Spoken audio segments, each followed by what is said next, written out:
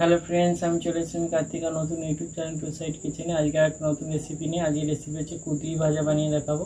সেটা বানাতে কী কী উপকরণ লাগে আসুন দেখাই। তার আগে একটা কথা বলে দিই, আমার চ্যানেলে যেসব ভিডিও ছাড়া আছে আপনাদের যদি ভালো লেগে থাকে অবশ্যই লাইক কমেন্ট শেয়ার করবেন ও বেশি বেশি করে শেয়ার করবেন। আপনি যদি আমার চ্যানেল নতুন হয়ে থাকেন প্লিজ সাবস্ক্রাইব করে দেবেন আর নিচে বেল নোটিফিকেশনটা অলে করে দেবেন, যাতে আমার ভিডিও আপনাদের কাছে আগে পৌঁছে যায়। তাহলে চলুন কুদরি ভাজা বানাতে কী কী উপকরণ লাগে আসুন দেখাই।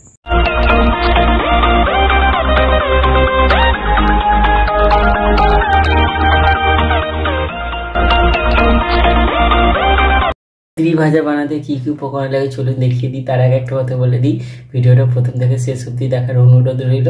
তাহলে চলুন রেসিপিটা শুরু করি। এখানে আমি কিছুটা একটা কুদরিকে 3 টুকরো করে লম্বা লম্বা করে কেটে নিয়েছি, ভালো করে ধুয়ে নিয়েছি।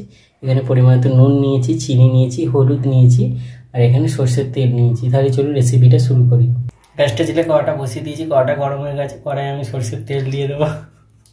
তেলটা গরম হয়ে গেছে, কুদরিগুলো দিয়ে দেবো, নুন দিয়ে দেবো, হলুদ দিয়ে দেবো, চিনিটা দিয়ে দেবো, সমস্ত করে দিয়ে দিচ্ছি, ভালো করে ভেজে দেবো।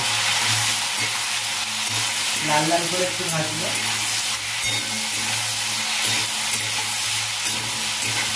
অনেকটা ভাজা হয়ে গেছে, আর একটু ভেজে এটা আমি নামিয়ে নেবো।